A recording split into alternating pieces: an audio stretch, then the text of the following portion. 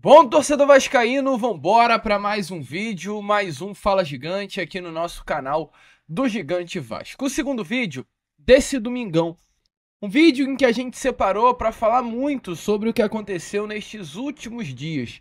Vamos falar sobre uma situação específica que rolou ontem no Brasileirão, uma situação que de fato me chamou muito a atenção com relação à arbitragem desse futebol brasileiro, a CBF de um modo geral, e a má vontade que se há com os clubes e a grandiosíssima boa vontade que se há com outros. A gente, é claro, vai falar sobre isso, creio que nesse momento você já imagina qual clube, qual situação e o que eu estou falando. Caso não, assista ao vídeo para você conferir. E vamos falar também sobre a questão de contratações no meio do ano, né? Tivemos aí alguns reforços chegando no meio da temporada e 2 desses reforços foram comprados pelo Vasco, né? O meio-campo suíço Maxime Domingues e o atacante, o ponta esquerdo, Jean Davi Menezes. 2 nomes que chegaram valendo aos cofres cusminaltinos quase 20 milhões de reais. Entretanto, todo respeito, tá? 2 nomes que até o momento não mostraram em nada o que vieram fazer aqui no Vasco da Gama. E a gente não pode deixar de comentar, porque a atuação, principalmente de Jean Davi, na quinta-feira foi algo constrangedor. Muito tempo que eu não vejo um jogador atuando tão mal quanto o Jean Davi atuou contra o Cuiabá em casa na quinta. Então, amigo, teremos pela frente um Fala Gigante aí bastante movimentado, com muitas novidades, muitas informações, uma troca bem legal aqui com vocês nesse vídeo. Porém, antes de começar, antes de deixar todos vocês muito bem informados aqui sobre o nosso Cruz Maltino, rapidinho, como a gente sempre faz aqui com vocês, quero dar as boas-vindas a todos que estão chegando aqui pela primeira vez. Para quem ainda não me conhece, muito prazer, eu sou o Lucas e você está no canal do Gigante Vasco, o canal do torcedor vascaíno. E é claro, né, Vascão, você que está aí do outro lado e ainda não é um inscrito do nosso canal, vem agora mesmo aqui embaixo, onde tem essa palavrinha, inscreva-se, aperte nela e já faça aí parte da nossa família. Nós contamos muito com o apoio e a presença de todos vocês aqui no nosso canal. Agradecer sempre, né, pelo apoio que vocês já dão aqui diretamente aos nossos vídeos, ao nosso trabalho. Se não fosse por cada um de vocês deixando seu like, se inscrevendo, nós jamais estaríamos aqui. Então, de fato, apenas agradecer, mas também pedir para que os novos que estão chegando não deixem de nos acompanhar, não deixem de se inscrever, não deixem de deixar o like, que isso é de suma importância aí realmente para que o nosso trabalho continue crescendo no YouTube. Então, contamos muito aí com o apoio e a moral de todos vocês aqui sempre nos nossos vídeos. Show de vascaíno para vascaíno, porque é claro, meu amigo, aqui é muito Vasco da Gama.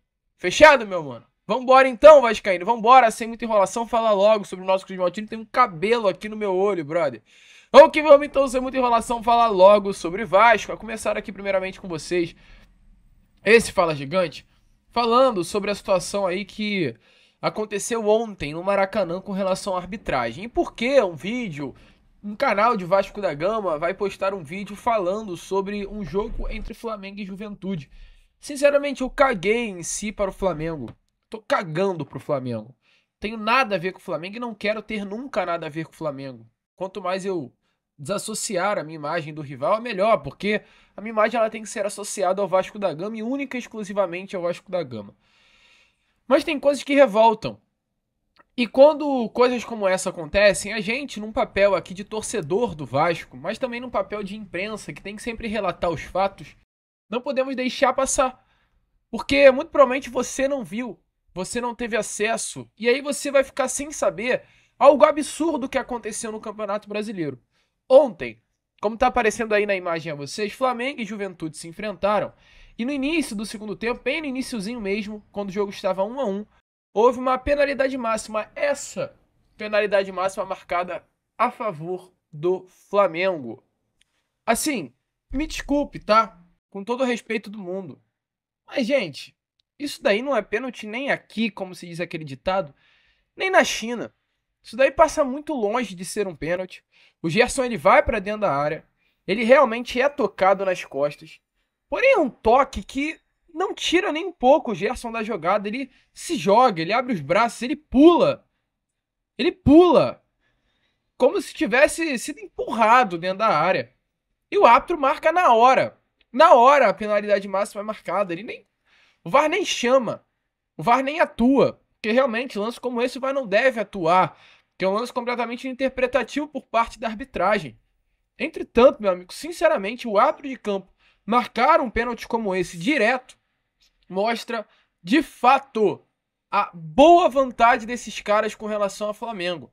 E aí eu tenho que ouvir, às vezes, de algum torcedor flamenguista que o Vasco ele é ajudado pelo VAR. Eu não sei se vocês já ouviram isso, mas eu já ouvi flamenguista me dizendo que o Vasco da Gama é ajudado pelo VAR. Quem dirá o Flamengo, então, né? Porque um pênalti como esse aqui, sendo marcado no Maracanã, em um jogo que tá 1-1, em que o Juventude era até superior ao Flamengo, pelo menos fecha o primeiro tempo assim, é algo surreal.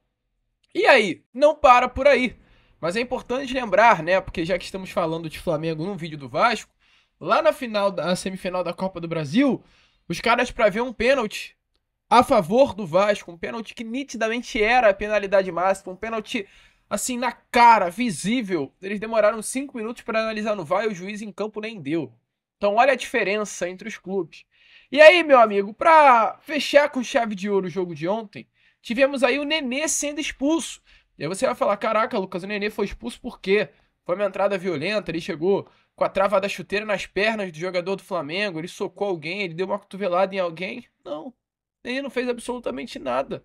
O Nenê ele só perguntou ao árbitro o porquê ele tinha tomado um cartão que não tinha motivo para o árbitro dar ao Braulio.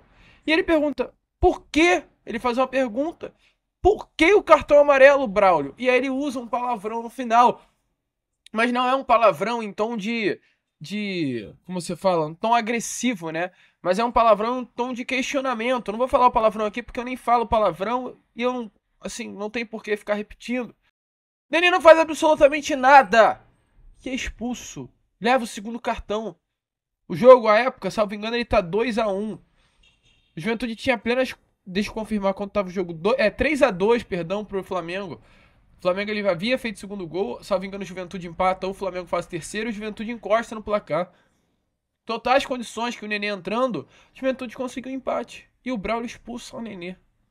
Gente, dá uma olhada no diálogo, que o monstro aí da dublagem, Gustavo Machado, ele dublou esse vídeo, né, dessa conversa entre o Nenê e o árbitro, pra vocês verem o cúmulo do absurdo que aconteceu ontem no Maracanã.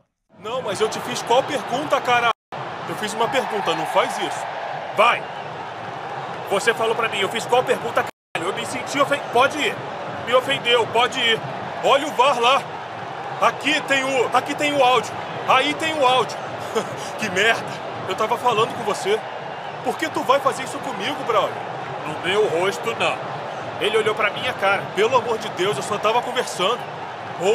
Ouve o Alan, pelo amor de Deus, pelo amor de Deus, pelo amor de Deus. Aí, olha o que você tá fazendo, brother. Brother, você vai fazer isso comigo mesmo? Não, aí não, brother. Pelo amor de Deus, o VAR pode chamar? Por que tu foi correndo e me deu os dois? Eu falei, eu te fiz qual pergunta, caralho, ele me deu o segundo amarelo. Fala com ele, Gerson. Não, eu fiz uma pergunta. Tipo assim, eu falei, eu fiz uma pergunta, caramba. Brother, não vai mudar. Você não vai mudar. Isso aí foi um absurdo, mano. Um absurdo, na moral, um desrespeito. Você sabe o que aconteceu? Você ouviu? Você não ouviu. Então você não pode falar. Eu sou o Gustavo Machado e me sigam aqui para mais dublagens. Valeu. Meu amigo, é desse jeito aí, ó. É dessa forma. É esse o absurdo que acontece quando se trata de Flamengo. Flamengo é exatamente isso aí. É favorecimento da arbitragem. É coisa estranha acontecendo. É sempre um erro a favor deles. É sempre uma coisinha que acontece que passa despercebido. Mas não vai passar. A gente aqui no canal vai falar e vai expor a vergonha que aconteceu ontem no Maracanã. Juventude foi completamente prejudicado ontem no Maracanã. Poderia ter saído pelo menos com um pontinho diante de uma boa atuação que teve contra o Flamengo. Um pênalti inventado e uma expulsão mais inventada ainda. Uma grande loucura que a arbitragem está fazendo no nosso futebol brasileiro. E uma pena, Nenê, porque querendo ou não, é alguém que o torcedor vascaíno tem um grande carinho em si. Não sei se chega a ser um ídolo, mas com toda certeza é um jogador que marcou o coração dos torcedores cruz-maltinos. E para fechar aqui, meu amigo, esse Fala Gigante, vamos falar aí com relação ao que aconteceu no meio do ano. Por quê? Porque eu não posso deixar de trazer aqui, né, nesse Fala Gigante, até porque amanhã teremos novamente o Vasco da Gama em campo, um jogo de quinta-feira, o que eu vi. O que eu vi, entrando na primeira etapa no lugar do Paulo Henrique, Jean Davi Menezes, um pontinha, que foi comprado pelo Vasco pelo valor de 8 milhões e 100 mil reais. Jogador que veio até com muita expectativa. Eu vi os vídeos do Jean Davi Menezes e falei, caraca, tá chegando no Vasco da Gama um baita ponta. Jogador de 31 anos, que pelos vídeos dele no futebol mexicano era muito habilidoso, era de mano a mano, parecia até com o Soteldo, mas que, olha, no Vasco da Gama não rendeu absolutamente nada. Ele atua contra o Cuiabá aí nesse jogo de quinta-feira durante exatamente 60 minutos. Ele acertou apenas 8 passes. O Jean Davi, ele acertou durante 60 minutos 8 passes. Ele tem uma média absurdamente assustadora, só falando assim, de quase, meu amigo, assim, é um passe a cada 10 minutos. Quase isso, um passe a cada 10 minutos. E uma falta sofrida. Ou seja, o Jean Davi ele não participa em nada no jogo. Tudo que ele tenta, e para quem acompanhou o jogo, ele erra. Foi assustadora a partida do atacante chileno. E aí, no final do jogo, o Jean Davi ele dá lugar ainda ao... Perdão, ele fica até o final. E tem um momento que o Matheus Carvalho ele dá lugar ao Payet. E para todo torcedor naquele momento, até porque o Matheus vinha fazendo um bom jogo, não era pro Matheus Carvalho sair, sim o Jean Davi, da vaga. Porque, pelo amor de Deus, estava estragando o sistema ofensivo do Vasco da Gama. E aí o questionamento que foi feito ao Paiva foi exatamente esse. Por que o Jean Davi ia permanecer? E acima de tudo, por que esse desempenho tão abaixo do atacante chileno?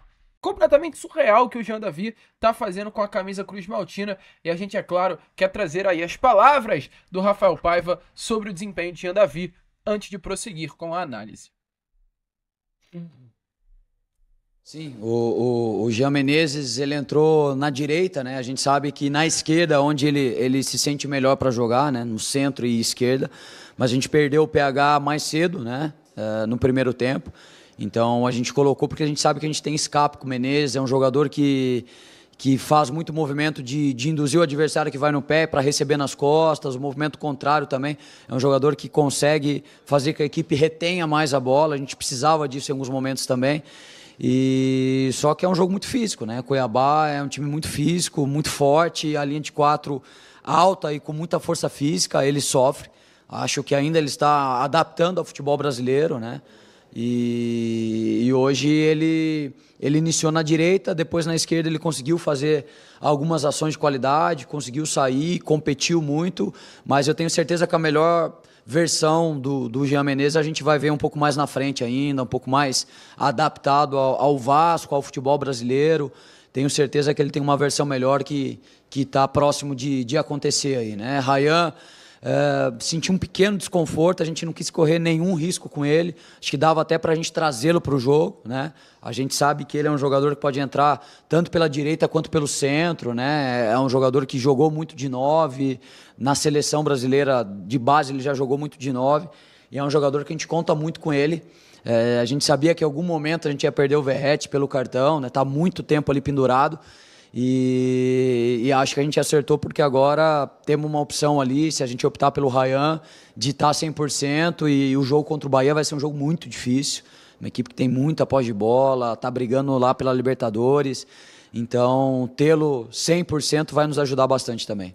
Não, já fiz muitas vezes isso daí, porque eu acho que o mais importante nessa situação é a vitória do Vasco, independente de quem está ali. Eles são profissionais o bastante para entender que isso nunca é pro lado pessoal, né? Então o jogador tem que ter clareza. Claro que eles não vão gostar, mas a gente tem que pensar num bem maior que é coletivo, né? A gente tem que pensar na vitória.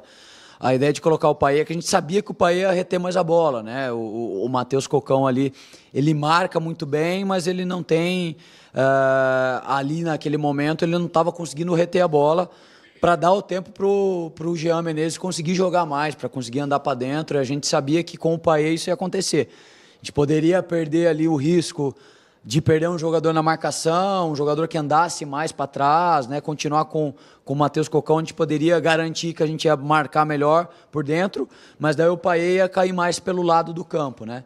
Agora o Payet por dentro, a gente sabe que ele vai se colocar no espaço que a bola ia entrar, e ele retém muito bem a bola, e ele ficando com a bola, a gente sabia que o Menezes poderia subir de produção. Então essa foi a ideia, e por isso que a gente acabou deixando o Jean Menezes, né, para ter uma conexão melhor ali, para ele conseguir entrar no jogo, para a gente matar o jogo. A gente precisava tentar buscar o segundo gol, porque estava muito perigoso. A gente sabia que o Cuiabá colocou um segundo atacante, começou a lançar a bola para dentro da área, desde a defesa. Então, eu acho que independente se tivesse o Matheus ou o Jean Menezes defendendo, essa bola ia para a área de qualquer forma, porque eles iam colocar, nem que se fosse através do Walter, do goleiro. Meu amigo torcedor, realmente um desempenho assustador de Jean Davi Menezes. Porém, se o Jean Davi teve esse desempenho assustador, olha, eu vou falar, tá? O desempenho de Maxime Domingues não foi tão ruim assim não, muito pelo contrário, eu gostei. Maxime Domingues entra ali na ponta direita do Vasco da Gama, ele atua apenas em 21 minutos, mas durante 20 minutos ele foi bem. Foram 3 desarmes registrados, 4 duelos ganhos pelo chão, e além disso também um acerto de 86% de passes, e além disso também uma falta sofrida. Então o Maxime Domingues em 21 minutos participa muito mais do que o Jean Davi em 60, atuando exatamente na mesma posição. Mas olha, eu vou ser sincero, tá? Se o Jean Davi ele deixa o torcedor vascaíno uma grande dúvida se vai ajudar ao Vasco e se valeu a pena pagar 8 milhões de reais por ele, Maxime Domingues ele deixa ao vascaíno talvez uma certeza de que é um jogador muito intenso, um jogador de muita qualidade técnica e principalmente de muita intensidade física. Foi isso pelo menos que que Maxime Domingues ele mostra nos 20 minutos que esteve dentro de campo. E até mesmo, né, devido aos números, muitas ações defensivas, né, cortes, duelos ganhos no chão, roubadas de bola, desarmes. Mostra, meu amigo, que talvez o Maxime Domingues não seja esse ponta todo não, tá? Mesmo sendo contratado para repor uma ausência do Adson, talvez o Maxime Domingues seja muito mais um segundo volante do que esse ponta direita que a gente pensou que era. E a gente falou aqui com vocês que nessa temporada atual lá no futebol português, o Maxime Domingues começa como um camisa 8, como segundo volante que sabe jogar olhando o campo de frente e não de costas como um ponta, que sabe chegar no ataque, que sabe construir, que sabe armar, tem um potencial de defesa também muito bom. Questionamento é por que o Paiva não coloca nessa posição? Que o Paiva está insistindo em colocar o Maxime Domingues como um ponta ao invés de um segundo volante. Qualidade ele tem. Gostei do suíço, tá? Nessa última quinta-feira, acho que a partida... Deixa eu só ajeitar aqui, rapaziada, porque isso me dá agonia. Pronto. Acho que essa partida aí de quinta-feira deixa para o torcedor vascaíno um feeling legal. Algo legal com relação ao desempenho do meio-campo suíço. Deixa aí nos comentários. O certo é, se o Jean Davi Menezes não rendeu nada, foi uma partida constrangedora, quebrou a bola, foi muito mal e ficou para o torcedor vascaíno uma sensação de que foram jogados 8 milhões de reais fora, pelo menos o Maxime Domingues conseguiu entrar no campo, dar uma brincada com a bola, deixou uma boa impressão e ficou uma grande expectativa para os próximos jogos. Para mim, na segunda-feira, amanhã, já que o Hugo Moura tá suspenso por conta de cartão amarelo, por que não começar com o Maxime Domingues até na posição de segundo volante, no lugar do próprio Hugo Moura? Matheus Carvalho, Maxime Domingues, bota o Puma na ponta direita com PH de lateral direito, abre o Emerson Rodrigues do outro lado e bota o Ryan como esse falso 9, esse camisa 9. Queria muito ver o Maxime Domingues jogando por ali por dentro ao invés de jogar por fora. Mas é isso, certo é, Maxime e Jean, 20 milhões de reais no ano. Você acha que valeu a pena? Eu até o momento não consegui decifrar ainda. Futebol é muito inconstante. Daqui a 1 mês, 2 meses, ou daqui a 6 meses lá no ano que vem, a gente vai olhar e falar, caraca, o Vasco acertou muito nas compras de Jean Davi e Maxime. Porém, nesse momento, eu acho que a grande resposta é não. Talvez poderíamos ter trazido outros atletas aí, melhores pelo mesmo valor e que rendessem mais dentro de campo. Deixa aí a sua opinião nos comentários. A gente vai ficando por aqui. Esse foi o nosso Fala Gigante, o segundo vídeo apenas desse domingão. E já estaremos de volta com o nosso Boa Noite Gigante, trazendo ainda mais informações e novidades para todos vocês. Vamos que vamos, se inscrevam, compartilhem. E como é claro, sempre falamos aqui, saudações vascaínas.